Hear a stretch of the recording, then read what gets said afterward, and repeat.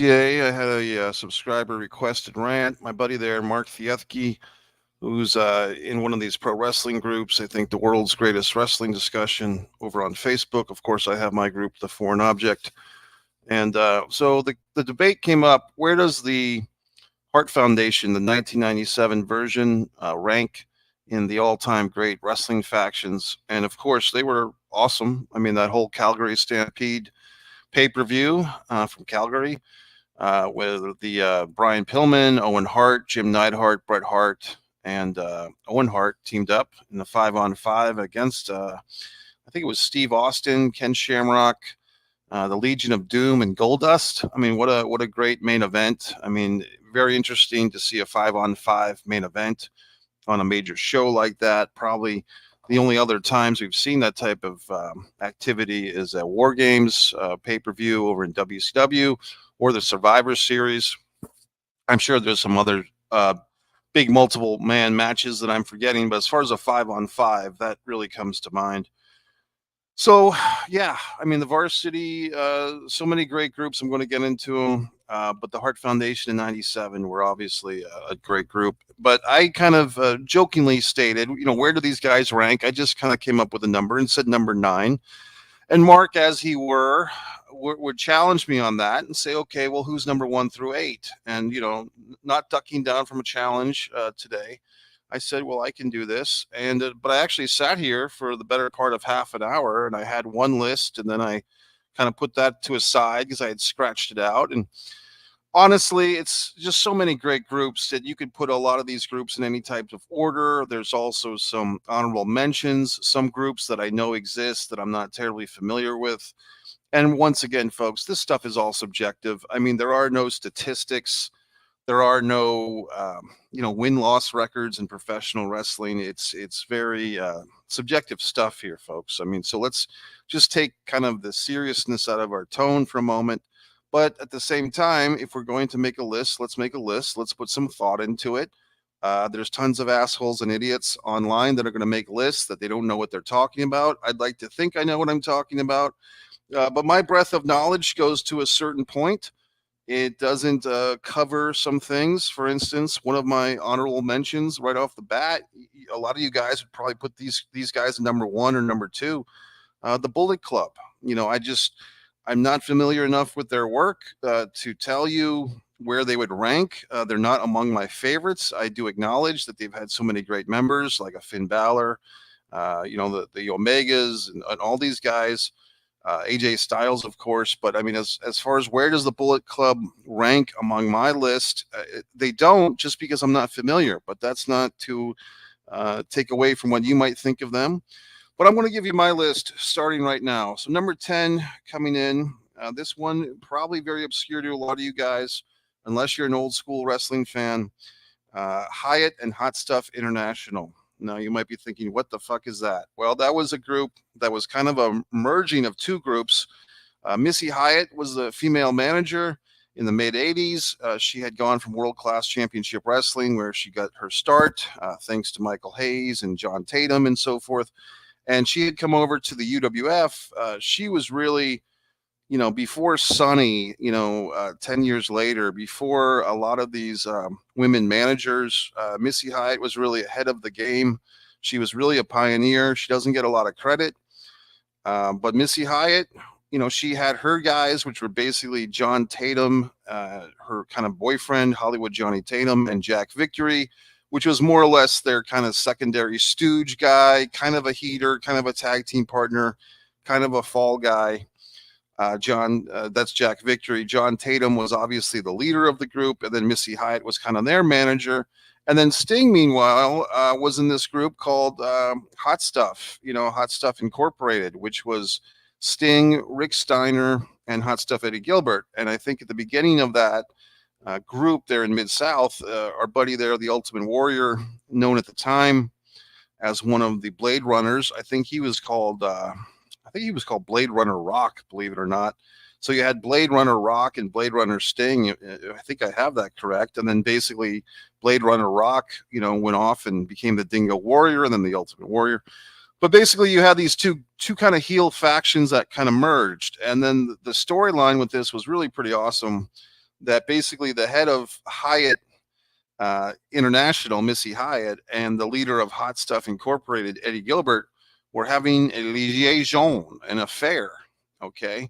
So mixing business with pleasure. I mean, you think about, the Theranos group in real life a few years ago, but I mean, basically this corporate entity, this corporate merger was tainted by the sex, by the behind the scenes love of Missy Hyatt and Eddie Gilbert. And this stuff kind of did fall over into real life because apparently this was actually going on in real life.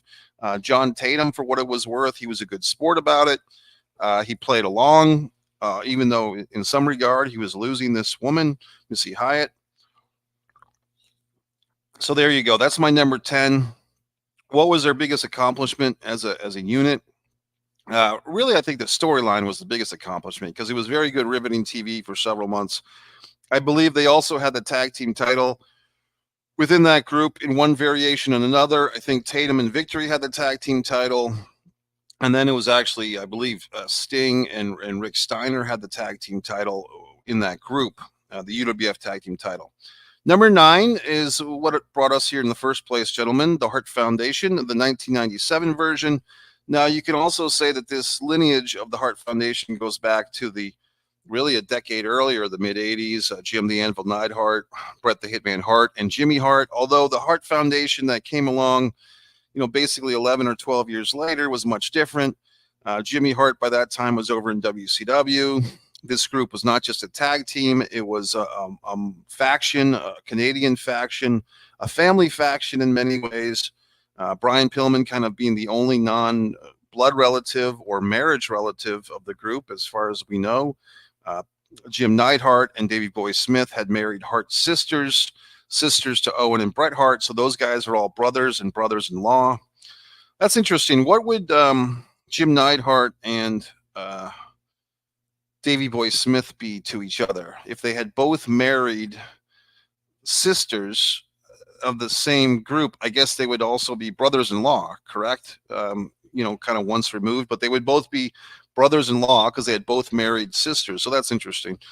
But in any regard, this group was great. The reason why I don't have them higher, gentlemen, and if there's any women who would possibly find this YouTube channel, One Pro Wrestling and Sports Fan YouTube channel, why I don't have the Hart Foundation higher is simply longevity. Unfortunately for all of us, Owen Hart, he would eventually pass away in 99, but Brian Pillman effectively, when he died in October of 97, that effectively ended the group. And then basically a month later, all these horrible things happened to this group within a month. Brian Pillman dies in October of 97. And then in November of 97, the quote, infamous screw job, quote, Montreal screw job, Bret Hart. I believe Jim Neidhart and Davey Boy Smith also ended up leaving the WWF, which they don't really talk about that a whole lot, but that's true.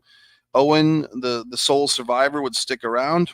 And but yeah, the Hart Foundation was done. So I think the Hart Foundation, that particular group, they didn't even get started till maybe May of 97. I think if you look at the chronological order of things, the Bret Hart, Steve Austin, I Quit match at WrestleMania 13. That was, I believe, in late March of 97. And then basically they turned Bret Hart babyface heel. He has to bring in Owen and Davey Boy, and then eventually Jim Neidhart, and eventually Pillman. But that all kind of took over several months. It didn't happen overnight. And by the time he did the Calgary Stampede, and then the next month was the infamous pile driver from Owen Hart to Steve Austin, these guys really didn't have a whole lot of time. So maybe 6 or 7 months at the very most. A lot of that time, Bret Hart was injured for a good portion of that time. We saw things like Davey Boy Smith fighting, with Ken Shamrock and so forth. So anyway, the Hart Foundation 97 version gets to be number 9. Anything that came after that, as far as Natalia or her husband, who's actually a really nice guy, or Cesaro, all that stuff that came to another 10 or 20 years later, doesn't really count towards this. Number 8, interestingly enough, Owen Hart. makes another appearance. A Nation of Domination. Yes, this is just my personal favorites, folks. I'm not claiming that this is the essential list by anyone else's standards, but Nation of Domination, once again, 1997, really became an all-star group. I mean, it had a couple of different metamorphoses. You had Farouk, the former Ron Simmons. You had Brian Adams' crush. You had Savio Vega, and you even had PG-13 from Memphis coming in a few times as kind of the lackeys. They really did have an interesting six-man tag team match at WrestleMania 13 once again. I mean, 97 was really a fun year for pro wrestling, especially with WWF and WCW. However, Nation of Domination, eventually they did a nice storyline too. I think as you're seeing a theme here, folks, I like these factions that actually have a storyline to them and some changes and some twists and turns. And so The Rock kind of taking over the group from Farouk. Brian Adams and Savio were replaced. I mean, they put guys like Ahmed Johnson and Mark Henry and D'Lo Brown in the group, and The Rock. I mean, this is what kind of launched The Rock, to be honest with you. So the Nation of Domination, eventually The Rock takes over the group, gives the gifts out. If you remember that, the painting of himself to Farouk, all these wonderful things. I really put the group really pretty high, number 8. Now you might be wondering, well, gee whiz, Mike, there couldn't possibly be a third group from 1997 WWF on this list, could there? Well, guess what? There is. Others would probably put these guys at number 1, number 2, or number 3. I'm putting them down at number 7, and I'll get into that coming up. But DX, you had several different variations of the group. The original group basically started in late August of 97. There was kind of this mixed match, tag team match on Raw. This is how DX got started. I believe it was Commissioner Monsoon demanded that Mankind and The Undertaker team up against Shawn Michaels and Triple H. Now, going into this match, Shawn Michaels was still technically a babyface, although he had been leaning towards a heel. He had some issues with The Undertaker. Triple H and Mankind, coming out of SummerSlam 97, had some issues. So the idea was, I'm going to, Monsoon, I believe it was Monsoon who made this decision, I'm going to put a couple of guys together in a tag team match that may not get along, but their enemy of choice is on the other side. So basically, you were combining two feuds. You were combining the feud of Undertaker and Shawn Michaels that was just starting to brew up because of the SummerSlam referee stuff, and you were combining the ongoing Mankind Triple H feud. Somebody's calling me. Don't they realize I'm terribly busy? I don't have time for these goddamn phone calls. I mean, the fucking phone never rings until I'm in the middle of doing something important, and I can't even reach the fucking phone to turn it off. I'm very upset. I don't like people calling me when I'm in the middle of things, and that goddamn phone is so fucking loud, I can't even turn it off. I'm just going to have to sit here patiently until thank you. God damn it. So anyway, DX kind of comes together. Triple H had China in his corner. I think at the time he was just called Hunter Hearst Helmsley. I think, he became Triple H around this time. You have China. You have Rick Rude kind of floating around. It was really pretty interesting. And, DX. And then kind of when Shawn Michaels gets injured at the Royal Rumble 98, he still has one more match at Mania 14 in 98, loses the title to Steve Austin. I believe it was the very next night on Monday Night Raw that Triple H kind of brought in Sean Pack Waltman, his new buddy. They bring in the Road Dogg, Jesse James, the badass Billy Gunn. And you kind of have like this second run of DX as initially they were heels, but then they started feuding with our number 8 spot, or my number 8 spot, the Nation of Domination. Kind of became pseudo baby faces, then full on baby faces, the Suck It chant, the DX, the chop clock and all that crap. So, I mean, DX was really pretty much top of the charts for a while. So I'm giving DX number 7. That phone call just pisses me off. I mean, I always have my goddamn phone on mute. And then the one time that I fucking forget, some asshole has to call me. You know what I mean? So it's just disturbing to me. I would apologize, but I'm not going to. Number 6. So now we're getting far away from the late 90s WWF, is about as far as you can get. This choice is going to surprise some people, but I'm going to do it. Akbar's Army. Now, for the old school wrestling fans, you know exactly who I'm talking about. For the younger fans, you probably have no clue who I'm talking about. World class championship wrestling in the early to mid 80s, even going into the early 90s, there was this general manager, General Skandor Akbar. I believe he was he was billed as being from Iraq, but he was kind of like an Italian guy. But basically, General Skandor Akbar was just a great heel manager. He was kind of short. Um, it was just like it was like the least effort into pretending to be Iraqi, but somehow pulling it off. Like this guy was just kind of detestable. And he always had like the most interesting kind of monster heels. He had like he had the missing link. He had Kamala. He had Killer Khan at one point. I mean, this guy, Akbar's Army, if they ever wanted to make the Freebirds, even when the Freebirds were in the middle of the feud with the Von Erichs, if he ever wanted to be a heel, so to speak, if they ever wanted to make the Freebirds babyface, they just have him go up against Akbar's Army.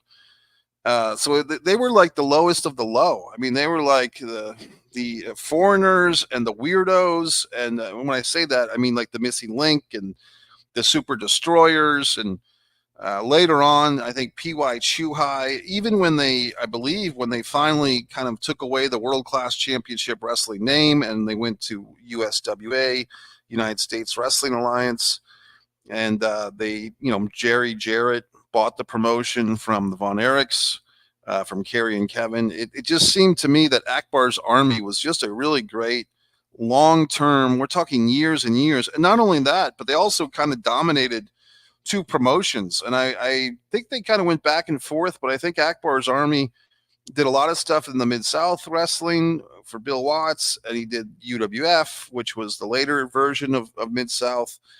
And I just feel that time has kind of not treated Akbar's Army very friendly. But all the stuff that Akbar's Army did in World Class and in the UWF, I think is kind of unrecognized. When people kind of wax nostalgic for World Class Championship Wrestling, they always go right to the Freebirds and Von Erichs, which is fine. But I feel like they forget about Akbar's Army, because I think the stuff that he did, in having this other heel group, I mean, you can't just have three wrestlers be the entire heel side. So Akbar and his troops, his often changing troop of guys, like I said, whether it's the Super Destroyers or feuding with Iceman Parsons and the Buck Zumhoff, who we now know is not a great guy himself, but Akbar's Army, I feel, is really not giving them much love. The goddamn flowers that people give, I'm giving them the goddamn flowers. Number 5, once again, this is going to shock and amaze you, especially you younger fans. You're going to be very confused when I say this. Number 5 is the Legion of Doom. Who is the Legion of Doom? Well, you might be thinking, oh, isn't that what they call the Road Warriors? Perhaps, but at a prior time, the Legion of Doom was not just the Road Warriors. It inferred Jake the Snake Roberts, the Road Warriors, the Spoiler, all managed by Precious Paul Ellering. Now, this is going into 1984. This is going into the biggest and the last year of greatness for Georgia Championship Wrestling before they were kind of bought out by Vince McMahon on the Saturday stuff. But I feel like this group, the Road Warriors, the Spoiler, Jake the Snake, managed by Precious Paul, they kind of put the gauntlet down. They put the template down for what a heel faction would be later on with groups like the Four Horsemen. You had 2 individual singles wrestlers, the Spoiler and Jake the Snake.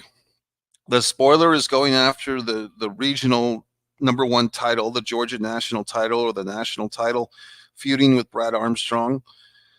The number 2 singles guy is Jake the Snake Roberts. He's holding on to this television title, the national television title, feuding with Ronnie Garvin. And then you have the tag team.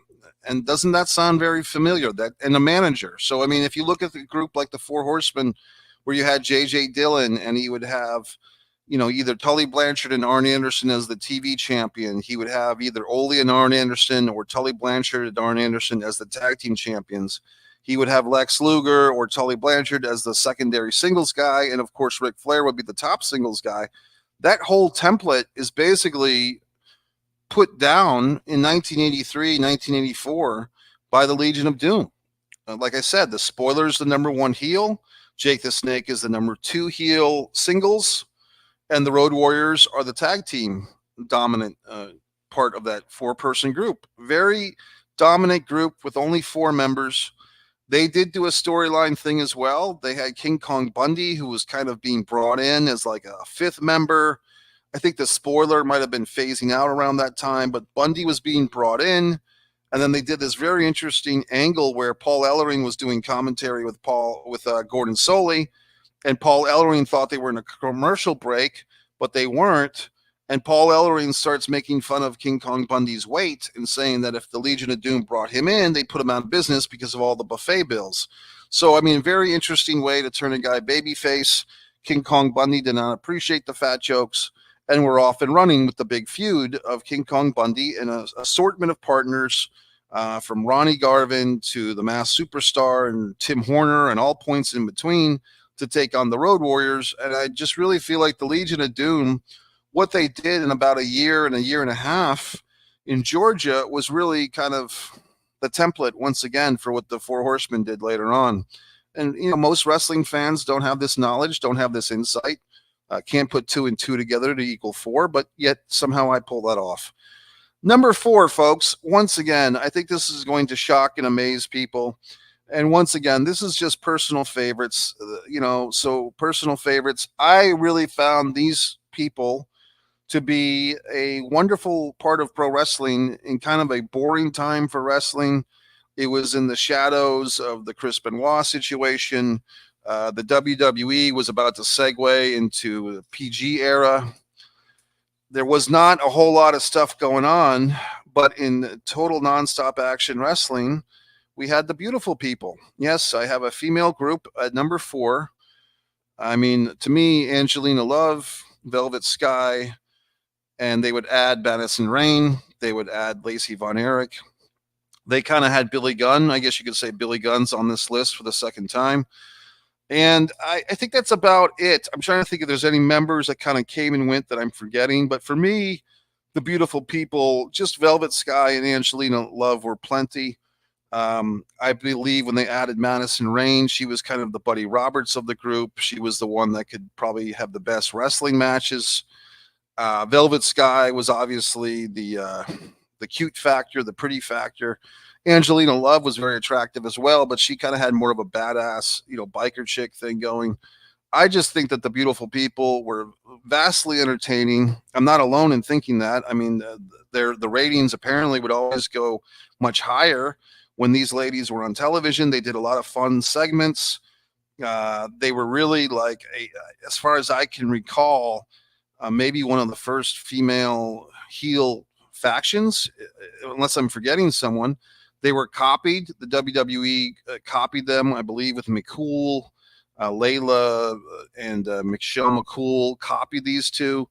So, I mean, to me, the beautiful people, all of them I thought were great. Even Lacey Von Erich, she was not really a good wrestler, but she was obviously a beautiful woman and played the bimbo, blonde bimbo part very well. But, I mean, Madison Rayne, Velvet Sky, Angelina Love, I think was, in my mind, the real leader of this group. And I just thought they were fantastic. I really do. I think the theme song was great. I mean, it was like this very kind of catchy theme song. It was very different for pro wrestling. Their entrance, very seductive. Taz freaking out every time Velvet Sky went into the ring. Just a lot of fun. I mean, I think, and the thing with some of these factions, they're all basically heels, but fun. I mean, the faction should be fun in some regards. So I give it up to the beautiful people. Number 4. Number 3, once again, I think I'm going to lose some of you guys. Some of you younger fans are not going to know who the hell I'm talking about, but that's okay. Do your research, do your Google searches. Varsity Club. I am looking at Kevin Sullivan was the mastermind, the games master. Mike Rotundo from the University of Syracuse. Rick Steiner from the University of Michigan. That was the original group. They had a nice storyline that, basically it was the father choosing between the two sons. Kevin Sullivan was always kind of playing off these guys against each other. Rotundo and Steiner, I'm talking about. They even had a thing where Mike Rotundo gave the Florida title to Rick Steiner. When Jim Crockett Promotions bought out the Florida territory, basically they just had these belts, and Rotundo's got this belt, he's got the TV belt, and he basically just gives the Florida title to Rick Steiner, which was hilarious in some regard. It's kind of sad if you're a Florida wrestling fan. But in any event, I really liked this group. I thought they were really good. They were basically mid-card, undercard guys, playing second fiddle to the Four Horsemen. However, a lot of people think, and I think Kevin Sullivan always says this, that the Four Horsemen kind of held down the Varsity Club because the Varsity Club was getting more over. In fact, if you look behind me, you see this wonderful image. That's Mike Rotundo defending the TV title against Nikita Koloff in Baltimore. Okay. And if you look at some of the lineage, I mean, you have Mike Rotundo in the Varsity Club. His son, obviously, was Bray Wyatt. And Rick Steiner's son is Braun Breaker. So, I mean, you have this lineage that's continued. And also, there was a couple of other members. Steve Dr. Death Williams ended up replacing Rick Steiner in the group. I believe they were both in the group for a short period together. I mean, what a powerhouse. Steve Williams, Rick Steiner, Mike Rotundo, and Kevin Sullivan. Eventually, though, Steiner leaves the group. Steve Dr. Death and Rotundo defeated the Mighty Road Warriors at the Clash of Champions 6. Basically, a month later on pay-per-view at Music City Showdown, that same guy, Nikita Koloff, causes them as a special guest referee. They lose the title in kind of a interesting situation. Basically, they just lost the title by being stripped of the title. They never got beaten for the title, the World Tag Team title. Also, believe it or not, at the same show, they had brought in another member of the Varsity Club, Danny Spivey, a guy that we would see in the Skyscrapers, Wail and Mercy, which was a big influence for, of course, Bray Wyatt. But Danny Spivey was basically the fifth or the sixth member of the Varsity Club. And he and Sullivan were challenging Eddie Gilbert and Rick Steiner for the U.S. Tag Team titles. So very interesting group. They kind of just didn't have a good ending for some reason. I think they just turned Dr. Death babyface again. Like he turned heel to join the group and then just turned babyface to get out of the group. And it wasn't really a good payoff. Even going that to the 1989 Great American Bash pay-per-view, you see Mike Rotundo and Kevin Sullivan squabbling with each other when they lost a tornado match to the Steiners. My point is, it's too bad that the Varsity Club did not have a proper send-off until about 12 years later. For whatever reason, the dying days of WCW, I think Starrcade 2000, if I'm not mistaken, they dragged up the Varsity Club, maybe it was 99 or 2000, but they brought in the Varsity Club, I think, to back up Hacksaw Jim Duggan. I want to say, was it the Steiner Rotundo version of the Varsity Club, or was it Steiner and Williams and Rotundo, whatever it was? They brought in the Varsity Club for some half-assed stuff, I think, with Hacksaw Duggan and maybe the Canadian group, the Lance Storm group, but it really made no sense. I think they had Kimono Wanalea in there from ECW. It was really abhorrent that they were trying to do something with these guys after all that time. Anyway, I give the original incarnation of the Varsity Club, like I said, the 80s, 87 to 89. I give them a big number 3, which might shock and amaze you. Now we go to number 2 on this list. I'm sure a lot of you fine folks will be shocked and amazed that this group was not number 1. New World Order. I'm giving them the number 2. Yes, Hulk Hogan, Kevin Nash, Scott Hall, 6, Ted DiBiase, Eric Bischoff, Ray Traylor, once again, Mike Rotundo. Wow, he's on 2 of these groups. He's in number 3 and number 2. Scott Norton, Conan, Kurt Hennig for a period of time. all these wonderful little talents. Then you had the variants, and maybe this is kind of why the group is hurt. I mean, when you start doing the Wolf Pack with Lex Luger and Sting, and Randy Savage, of course, was in the original black and white. When you start doing all these variants, it really was more is less, basically. When they started adding all these things to the NWO, it did become more is less. But the first year or two of the New World Order, say from 96 to 98, 99, it's just, we could talk here all day about the New World Order, but they were really an awesome, powerful group. The T-shirt, such a huge seller, really gave Hulk Hogan a second half to his career, and he made the most of it. And I mean, the things that they did with the crossover, I mean, the Tonight Show, Jay Leno wrestling, Dennis Rodman in the NWO, all these wonderful things, the Japan New World Order, that group with Chono and Muda, and even the spin-offs, the BWO parody group in ECW, the Latino World Order that we still see today. I mean, you can't take much away from the New World Order. So they're number 2. And you probably figured it out, folks. I mean, you probably figured it out by now. Even with my other, list here, I made my first list, and they both had Horseman number 1 and NWA number 2. And then I kind of went around the circles with all the other listings. Maybe I'll put these lists on eBay for you people, if you give a fuck.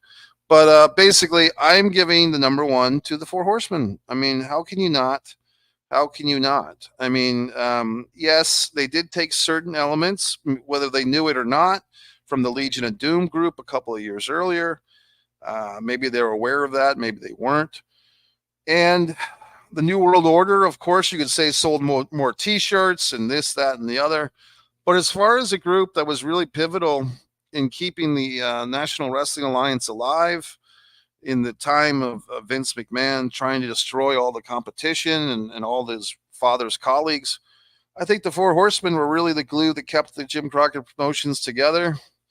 And even in the early days of WCW, I kind of did like the 1990, version of the Four Horsemen with Barry Windham and Sid Vicious and so forth. So, I mean, we could talk here. We could have a whole different list of your 10 favorite Four Horsemen lineups. And people tend to shit on, the lineups with Paul Roma and stuff like that.